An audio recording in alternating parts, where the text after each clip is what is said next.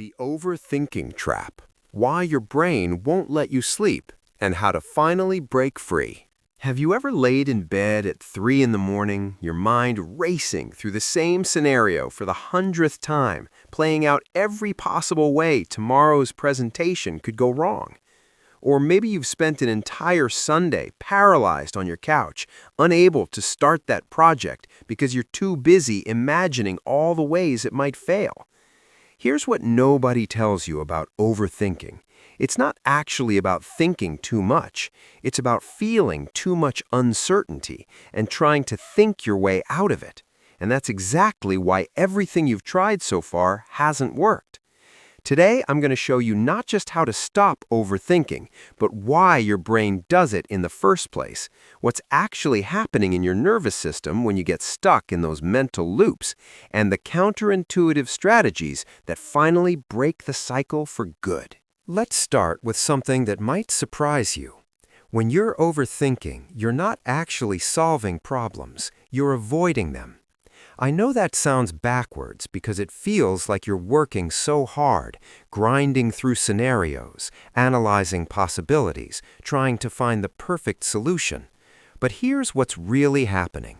Your brain has detected a threat, something uncertain or uncomfortable, and instead of facing it directly, overthinking becomes a sophisticated form of procrastination disguised as productivity.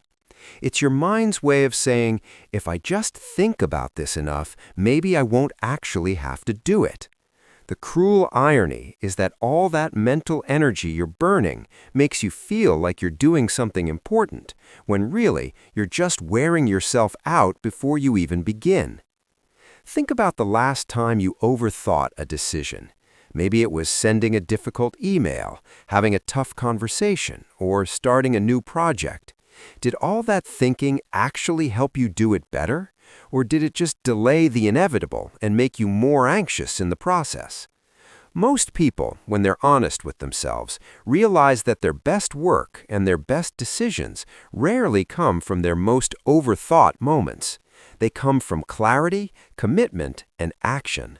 But we've been taught that more thinking equals better outcomes, that if we're not carefully considering every angle, we're being reckless. That's the lie that keeps you stuck. Now, let's talk about what overthinking actually does to your body, because this isn't just a mental problem. When you're caught in those thought loops, especially late at night, your nervous system is in a state of low-grade activation. You're not in full fight-or-flight mode, but you're not at rest either. You're in what I call the mental pacing state, where your body is producing just enough cortisol and adrenaline to keep you alert and anxious, but not enough to actually motivate you to take action. This is why overthinking is so exhausting. You're burning energy without any of the benefits that come from actual physical activity or productive work. Your brain is running a marathon while your body sits still, and that mismatch is what leaves you feeling drained, wired, and unable to sleep. Here's where it gets really interesting, and where most advice about overthinking completely misses the mark. People will tell you to just stop thinking about it or stay positive, which is about as helpful as telling someone who's drowning to just swim better. The reason these approaches fail is that they're trying to fight overthinking with more thinking. You're using your rational mind to convince your emotional brain that everything's fine, but your emotional brain isn't listening because it's responding to something deeper, a fundamental sense of unsafety or inadequacy. Until you address that root cause, you're just putting a Band-Aid on a bullet wound. So what actually works?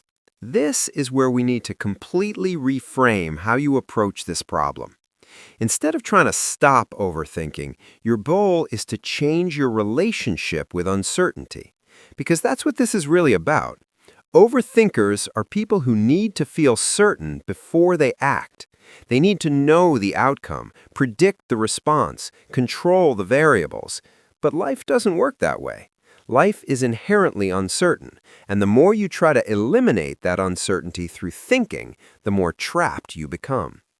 The solution isn't to think your way to certainty, it's to build your capacity to act despite uncertainty.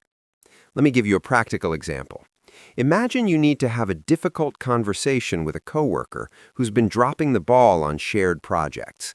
The overthinker's approach is to script out the entire conversation in advance, anticipate every possible response, plan counterarguments, worry about how they'll react, imagine worst-case scenarios where the friendship is ruined or management gets involved.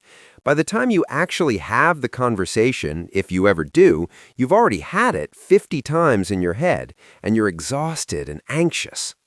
Here's the alternative. You acknowledge that you don't know how they'll respond, you can't control their reaction, and that's okay. You get clear on the one or two main points you need to communicate, and you trust yourself to handle whatever comes up in the moment. This isn't about being unprepared. It's about recognizing that over-preparation is actually under-preparation for the unpredictable reality of human interaction. Now let's talk about the role your body plays in all of this, because this is where we can create real, immediate change. Your thoughts and your physiology are in a constant feedback loop. When you're thinking anxious thoughts, your body responds with shallow breathing, muscle tension, and stress hormones. But here's the key. That loop runs both ways. When you change your physiology, your thoughts follow. This is why breathwork isn't just some new age nonsense. It's a direct intervention in your nervous system.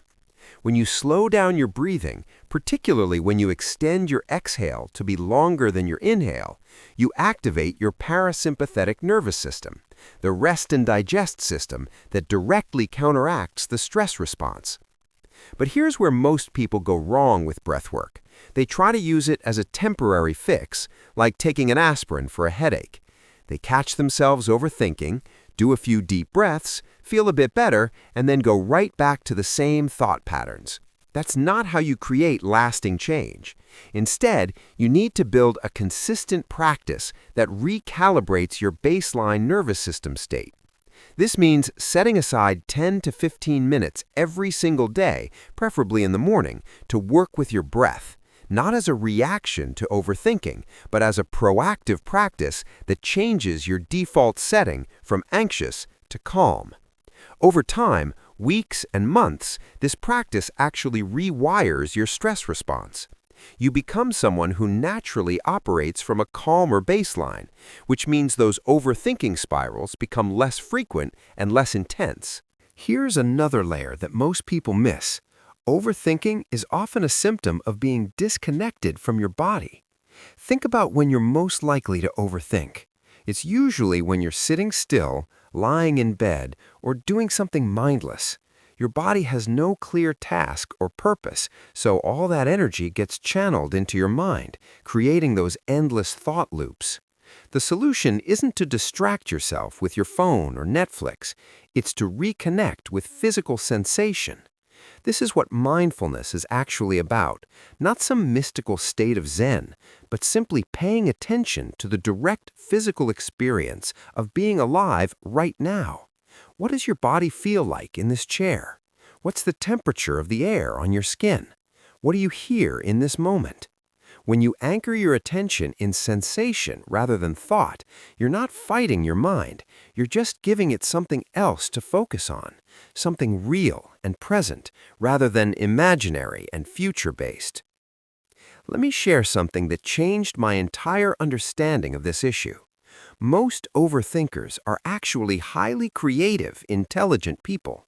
Their minds are powerful pattern recognition machines that can see connections, anticipate problems, and imagine possibilities. The overthinking isn't a flaw in who they are. It's a feature that's being misused. It's like having a sports car, but only ever driving it in circles in your driveway. That engine is powerful, but it needs somewhere to go.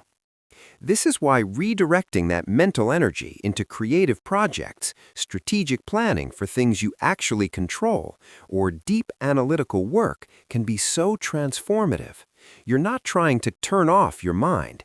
You're giving it a worthy challenge that actually produces something valuable, instead of just burning fuel. Now, let's address the what-if spiral specifically, because this is where overthinking gets particularly vicious. What if I fail? What if they judge me? What if everything goes wrong? These questions feel like you're being responsible and thorough, but they're actually a form of self-sabotage. Here's why. Your brain is designed to answer the questions you ask it. If you ask, what could go wrong, your brain will helpfully generate a detailed list.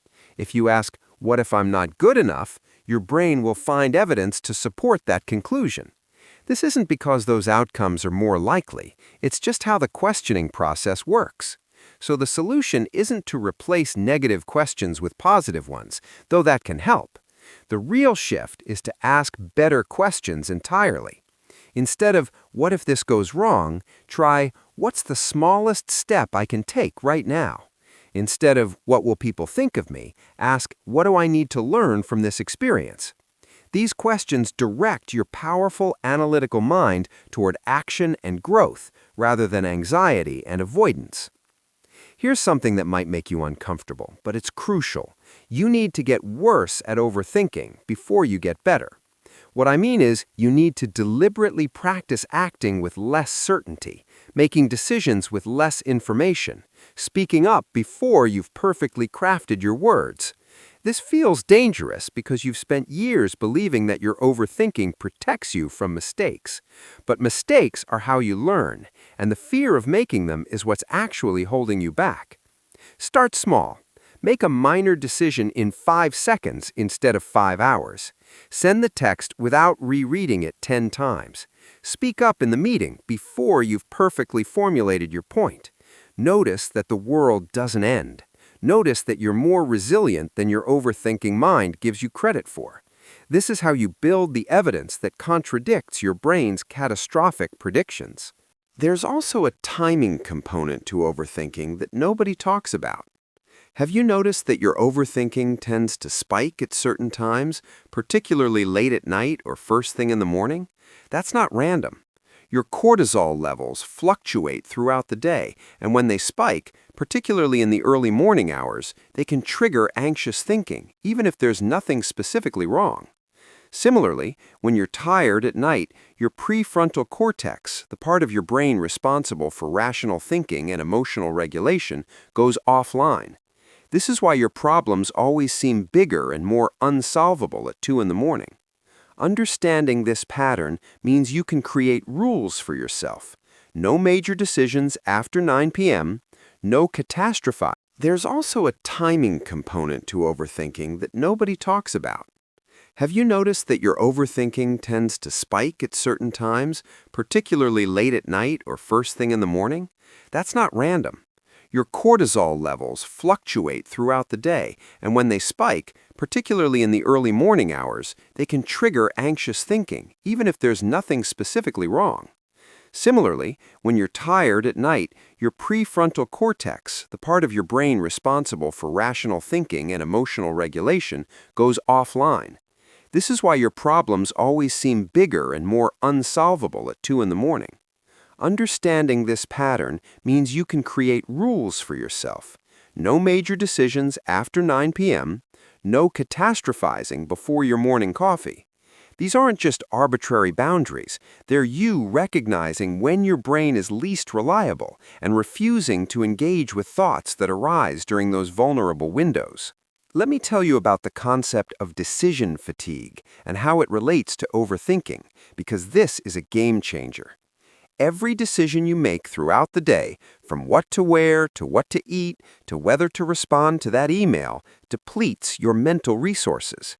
By the end of the day, your ability to make clear decisions is significantly diminished, but your tendency to ruminate and overthink is actually amplified. This is why successful people automate as many small decisions as possible, not because they're lazy, but because they understand that decision energy is finite. When you spend your mental resources overthinking trivial choices, you have nothing left for the decisions that actually matter. This means you need to be ruthless about what deserves your mental energy. Create systems, routines, and default options for the small stuff so you can preserve your decision-making capacity for what truly counts. Here's the final piece that ties everything together. Overthinking is fundamentally about trying to control the future.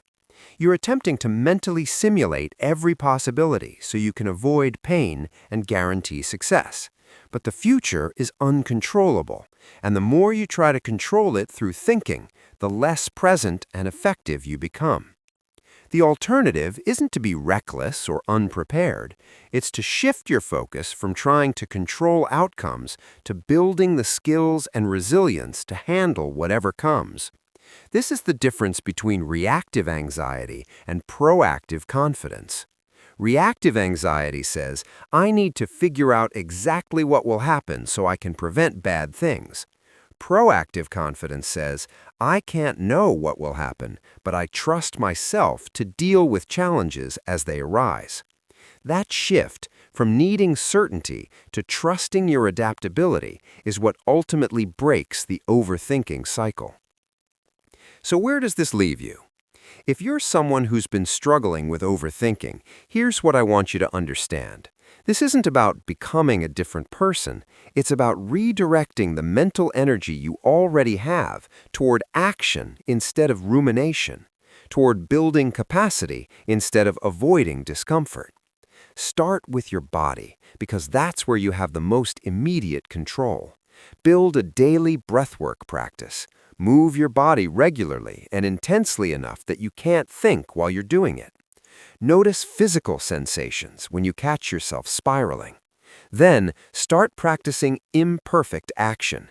Make decisions faster. Start before you're ready. Speak before you've perfected your words. Build evidence that you can handle uncertainty. And finally, get really clear on what deserves your mental energy and what doesn't, because you can't afford to waste your powerful mind on hypothetical scenarios and imaginary judgments. Your brain is not broken. Your tendency to think deeply and consider multiple angles is actually a gift. The overthinking only happens when that gift is pointed in the wrong direction, toward things you can't control, toward imaginary futures, toward trying to earn safety through mental gymnastics. Point it toward the present moment, toward the next small action, toward building something valuable, and everything changes. Not overnight, not perfectly, but gradually and genuinely. That's how you finally get out of your head and into your life.